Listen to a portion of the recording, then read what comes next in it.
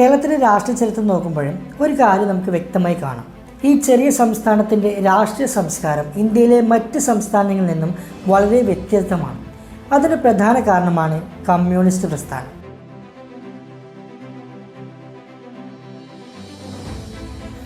ലോക ചരിത്രത്തിൽ തന്നെ ആദ്യമായി ഒരു ജനാധിപത്യ തെരഞ്ഞെടുപ്പിലൂടെ ഒരു കമ്മ്യൂണിസ്റ്റ് സർക്കാർ അധികാരത്തിലെത്തിയത് ഇവിടെയാണ്, നമ്മുടെ കേരളത്തിൽ.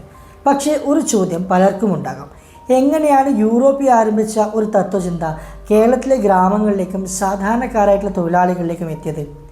എങ്ങനെയാണ് ഇത്ര ശക്തമായ രാഷ്ട്രീയ പ്രസ്ഥാനമായി മാറി? ഇന്നത്തെ വീഡിയോയിൽ നമുക്ക് സംസാരിക്കാം. കമ്മ്യൂണിസത്തിൻ്റെ ലോക ചരിത്രം മുതൽ കേരളത്തിലെ ഇന്നത്തെ രാഷ്ട്രീയ സാഹചര്യം വരെ വിശദമായി നോക്കാം. കമ്മ്യൂണിസം എന്ന ആശയം ആദ്യമായി രൂപം കൊണ്ടത് യൂറോപ്പിലാണ്. 19-ാം നൂറ്റാണ്ടിൽ വ്യവസായ വിപ്ലവം നടന്നപ്പോൾ സമൂഹത്തിൽ വലിയ സാമ്പത്തിക മാറ്റങ്ങളാണ് ഉണ്ടായത്. ഫാക്ടറികൾ വളർന്നു, വലിയ കമ്പനികൾ രൂപപ്പെട്ടു. പക്ഷേ പണിയെടുക്കുന്ന തൊഴിലാളികളുടെ ജീവിതത്തിൽ വലിയ മാറ്റങ്ങളൊന്നും ഉണ്ടായില്ല. അവർക്ക് ലഭിച്ചിരുന്നത് വളരെ കുറഞ്ഞ ശമ്പളം, കഠിനമായ ജോലി സമയം, മോശം ജീവിത സാഹചര്യങ്ങൾ. ഈ ഒരു സാഹചര്യത്തിലാണ് കാൾ മാർക്സും ഫെഡറിക് എന്നീ രണ്ട് ചിന്തകർ പുതിയൊരു ആശയം മുന്നോട്ട് വെച്ചത്. 1848 അവർ പ്രസിദ്ധീകരിച്ച ദ കമ്മ്യൂണിസ്റ്റ് മാനിഫെസ്റ്റോ എന്ന പുസ്തകത്തിൽ പറഞ്ഞ കാര്യം ഇതായിരുന്നു: സമൂഹത്തിലെ ദരിദ്രരും തമ്മിലുള്ള വ്യത്യാസം ഇല്ലാതാക്കണം. ഉൽപാദനത്തിലുള്ള വിഭവങ്ങൾ സ്വകാര്യ വ്യക്തികളുടെ കയ്യിലല്ല, സമൂഹത്തിന്റെ നിയന്ത്രണത്തിലായിരിക്കണം. ഈ ആശയം ലോകത്ത് വലിയ സ്വാധീനമാണ് നേടിയത്. 1917 റഷ്യൻ വിപ്ലവത്തിന് ശേഷമാണ് ഇതിന് നേതൃത്വം നൽകിയത് ലെനിൻ ആയിരുന്നു. വിപ്ലവത്തിന് ശേഷം റഷ്യയിൽ ലോകത്തെ ആദ്യ കമ്മ്യൂണിസ്റ്റ് സർക്കാർ രൂപപ്പെട്ടു. ഇത് ലോകമെമ്പാടുമുള്ള സാധാരണക്കാർക്ക് വലിയൊരു പ്രതീക്ഷയും മാറി. ഈ ആശയങ്ങൾ പതുക്കെ ഇന്ത്യയിലേക്കും എത്തി. 1925 ഇന്ത്യയിൽ ഔദ്യോഗികമായി കമ്മ്യൂണിസ്റ്റ് പാർട്ടി ഓഫ് ഇന്ത്യ സ്ഥാപിക്കപ്പെട്ടു. ബ്രിട്ടീഷ് ഭരണകാലത്ത് കർഷകരുടെയും തൊഴിലാളികളുടെയും പ്രശ്നങ്ങൾ ഉയർത്തിപ്പിടിച്ചാണ് പ്രസ്ഥാനം വളർന്നത്. ഈ കാലഘട്ടത്തിലാണ് തൊഴിലാളി യൂണിയനുകളും കർഷക സംഘടനകളും രൂപപ്പെടാൻ തുടങ്ങിയത്. 1930-40 കാലഘട്ടങ്ങളിൽ കേരളത്തിലെ സാമൂഹിക വ്യവസ്ഥ വളരെ മോശമായിരുന്നു. ജാതി വ്യവസ്ഥയും ജന്മിത്വവും കാരണം സാധാരണക്കാർ ഒരുപാട് കഷ്ടപ്പെട്ടിരുന്നു. ഒരു വശത്ത് വലിയ ഭൂ ഉടമകൾ, മറുവശത്ത് കൂലിയില്ലാതെ പണിയെടുക്കപ്പെട്ട പാവപ്പെട്ട കർഷകർ.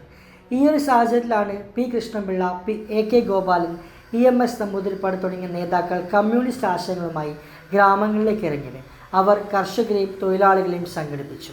കേരളത്തിൻ്റെ കമ്മ്യൂണിസ്റ്റ് ചരിത്രത്തിൽ ഒരുപാട് ത്യാഗങ്ങൾ നിറഞ്ഞതും എന്നാൽ ഏറെ ആവേശം നിറഞ്ഞതുമായ ഒന്നാണ് 1946 പുന്നപ്ര വയലാർ സമരം. തിരുവിതാംകൂർ ഭരണത്തിനെതിരെ തൊഴിലാളികളും കർഷകരും നടത്തിയ ഈ ഒരു പോരാട്ടം കമ്മ്യൂണിസ്റ്റ് പ്രസ്ഥാനത്തിൻ്റെ ശക്തി കേരളത്തിൻ്റെ ഉറപ്പിച്ച പ്രധാന സംഭവമായിരുന്നു. കേരളത്തിൻ്റെ രാഷ്ട്രീയ ചരിത്രത്തിലെ ഏറ്റവും വലിയ സംഭവമാണ് 1957 തെരഞ്ഞെടുപ്പ്. ലോകത്തിൽ തന്നെ ആദ്യമായി വോട്ടിലൂടെ ഒരു കമ്മ്യൂണിസ്റ്റ് സർക്കാർ അധികാരത്തിലെത്തി.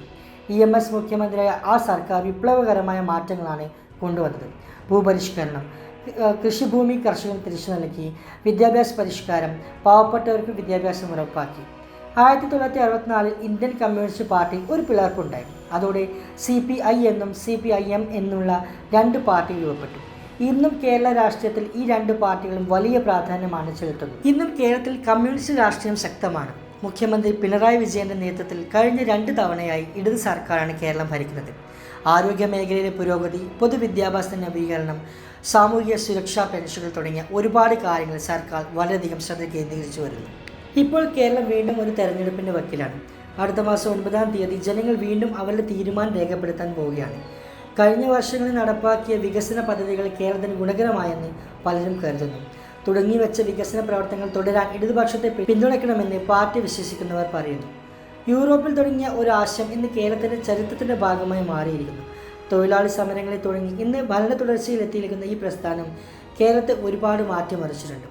ഇനി വരുന്ന തെരഞ്ഞെടുപ്പിൽ കേരളത്തിൻ്റെ ഭാവി ഏത് ദിശയിലേക്ക് പോകുമെന്ന് ഈ ജനങ്ങൾ ഇനി തീരുമാനിക്കും.